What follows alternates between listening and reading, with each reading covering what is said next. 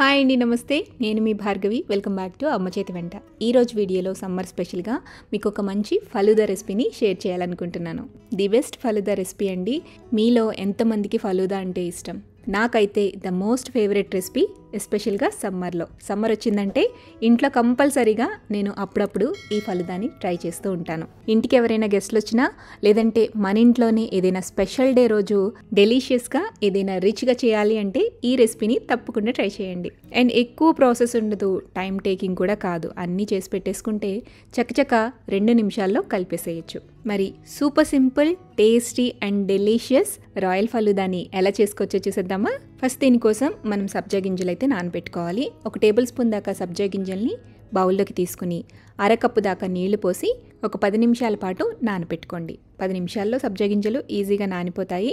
So వీటిని పక్కన పెట్టేసుకుందాం. అలాగే డ్రై ఫ్రూట్స్ని కూడా ఇలా సన్నగా కట్ చేసుకుని పెట్టుకోవాలండి.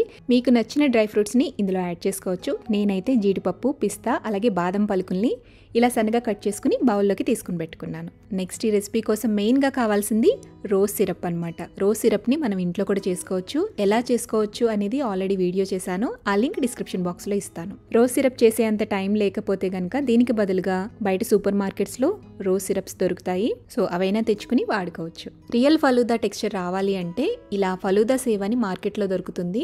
ఆన్లైన్లో అయినా పర్చేస్ చేయొచ్చు. లేదు ఇది ప్రత్యేకంగా కొనుక్కోవడం అనవసరం అని అనుకుంటే కనుక దీనికి బదులుగా మీరు ఇంట్లో ఉండే సేమియానైనా యూజ్ చేయొచ్చు. సేమియాని ఉడకపెట్టుకోవాలి. ఉడకపెట్టుకోవడం కోసం స్టవ్ మీద గిన్నె పెట్టుకుని అందులోకి నీళ్లు పోసుకోండి. ఒక 1/2 లీటర్ దాకా వాటర్ పోసుకుని అందులో ఈ సేమియాని వేసి ఉడికించుకోవాలి. ఇలా మెత్తగా ఉడికిపోయాక వెంటనే స్టవ్ ఆపేసేయండి. స్టవ్ ఆపి డ్రైన్ అవుట్ చేసేసుకోవాలి. వేడి నీళ్ళన్నీ కూడా వంచేసుకుని అందులోకి మళ్ళీ తిరిగి కూలింగ్ వాటర్ని వేసి ఇలా బౌల్లోకి తీసుకుని ఫ్రిడ్జ్లో పెట్టుకోండి. సేమియాని వేడి నీళ్ళల్లో ఎక్కువసేపు ఉంచేసేయకూడదండి, ఓవర్ కుక్ అయిపోతుందన్నమాట.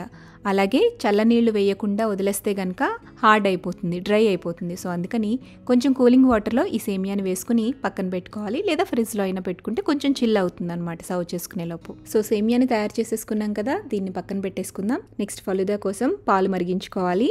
పాలు మరిగించుకోవడం కోసం స్టవ్ మీద గిన్నె పెట్టుకోండి. అందులోకి 1/2 లీటర్ దాకా పాలు పోసుకోండి. మనం ఎన్ని గ్లాసులు అయితే ఫలూదా చేసుకోవాలనుకుంటున్నామో దాన్ని బట్టి పాల క్వాంటిటీ తీసుకోవచ్చు. గిన్నెలోకి పాలు తీసుకున్న తర్వాత ఇందులోకి స్వీట్నెస్కి తగ్గట్టుగా 2 నుంచి 3 టేబుల్ స్పూన్ల దాకా పంచదార వేసుకోండి. అలాగే 2 టేబుల్ స్పూన్ల దాకా మిల్క్ పౌడర్ కూడా వేసుకుని ఉండలు లేకుండా బాగా కలుపుకోండి. ఇలా మిల్క్ పౌడర్ వేయటం వల్ల మనం చేసే ఫలూదాకి మంచి రిచ్నెస్ యాడ్ అవుతుందన్నమాట. పాలు అనేవి లైట్గా చిక్కగా అవుతాయి. టేస్ట్ కానీ టెక్స్చర్ కానీ కరెక్ట్గా ఉంటుంది. ఇలా లమ్స్ అనేవి లేకుండా బాగా కలుపుకున్న తర్వాత మంటని మీడియం ఫ్లేమ్లో పెట్టి పాలని పొంగు రానివ్వండి. గరిటతో కలుపుతూ ఉండండి, మీగడ కట్టకుండా చూసుకోండి. పాలు కొంచెం లైట్గా చిక్కబడాలండి. ఇలా కొద్దిగా చిక్కబడిన తర్వాత స్టవ్ ఆపేసేసి ఈ గిన్నెని పక్కకు తీసుకుని మీగడ కట్టకుండా గరిటతో కలుపుతూ చల్లారి పెట్టేసుకోండి. పాలు పూర్తిగా చల్లారిపోయాక ఒక బౌల్లోకి తీసుకుని ఈ బౌల్ని ఫ్రిడ్జ్లో పెట్టుకోవాలి. కొద్దిగా పాలు చిల్లవ్వాలన్నమాట. నెక్స్ట్ ఇప్పుడు ఈ రెసిపీ కోసం జెల్లీని ప్రిపేర్ చేసుకోవాలండి. జెల్లీ తయారు చేసుకోవడం కోసం స్టవ్ మీద ప్యాన్ పెట్టుకుని ప్యాన్లో 1.5 కప్పుల దాకా నీళ్లు పోసుకోండి. ఎంఎల్లో వచ్చేసి 350 నుంచి 400 ml దాకా నీళ్లు పోసుకోవచ్చు. నీళ్లు వేసిన వెంటనే ఇందులోకి ఇన్స్టెంట్ జెల్లీ పౌడర్ వేసుకోవాలి. ఈ ఇన్స్టెంట్ జెల్లీ పౌడర్ లింక్ నేను కావాలి అంటే డిస్క్రిప్షన్ బాక్స్లో ఇస్తానండి. ఇందులో 2 పౌడర్స్ ఉంటాయన్నమాట. విత్ షుగర్ వస్తుంది, మీరు ఎక్స్ట్రా షుగర్ వేయాల్సిన పని లేదు. ఇది స్ట్రాబెరీ ఫ్లేవర్ అండి. కలర్ కూడా మీరు ఎక్స్ట్రా యాడ్ చేయాల్సిన పని లేదు. ఇప్పుడు ఈ పౌడర్ మొత్తాన్ని కూడా వాటర్లోకి డిజాల్వ్ అయ్యేంత వరకు బాగా మిక్స్ చేసేసుకోండి. నెక్స్ట్ మంటని మీడియం ఫ్లేమ్లోకి అడ్జస్ట్ చేసుకుని ఈ వాటర్ అంతా కూడా బాయిల్ అయ్యేంత వరకు మరిగించుకోవాలి. ఇలా వాటర్ బాయిల్ అవ్వడం స్టార్ట్ అయిన తర్వాత లో ఫ్లేమ్లో పెట్టి జస్ట్ ఒక 2 మినిట్స్ పాటు ఉంచి తర్వాత స్టవ్ ఆపేసేయండి. ఆపేసి ఒక ప్లేట్లోకి కానీ బౌల్లోకి కానీ ఈ లిక్విడ్ మొత్తాన్ని కూడా ట్రాన్స్ఫర్ చేసేసేయండి. ఇప్పుడు ఈ ప్లేట్ని పక్కన పెట్టేసి పూర్తిగా చల్లారిపోనివ్వండి.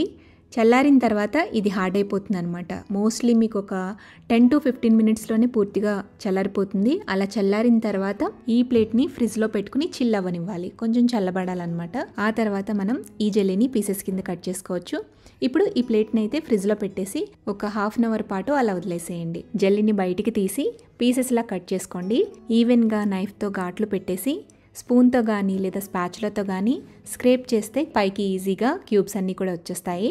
సో ఫలూదాకి కావాల్సిన అన్నిటినీ కూడా ప్రిపేర్ చేసేసుకున్నాం కదా. నెక్స్ట్ ఇప్పుడు సర్వింగ్ ప్రాసెస్. సర్వ్ చేసుకోవడం కోసం ఒక గ్లాస్ తీసుకోండి. గ్లాస్లోకి 2 టేబుల్ స్పూన్స్ దాకా క్రష్ చేసుకున్న ఐస్ వేసుకోండి. తర్వాత 2 టేబుల్ స్పూన్ల దాకా రోజ్ సిరప్ వేసుకోండి. ఇప్పుడు ఈ గ్లాస్లోకి ఉడికించుకున్న సేమియా అలాగే నానబెట్టుకున్న సబ్జా గింజలు వేసుకోండి. సో 2 టేబుల్ స్పూన్స్ దాకా సేమియా అలాగే సబ్జా సీడ్స్ వేసుకున్న తర్వాత మనం తయారు చేసుకుని పక్కన పెట్టుకున్న కొద్దిగా జెల్లీని ఇందులో యాడ్ చేసుకోండి. నెక్స్ట్ ఇందులోకి కొద్దిగా సేమియా అలాగే టూటీ ఫ్రూటీ వేసుకోండి.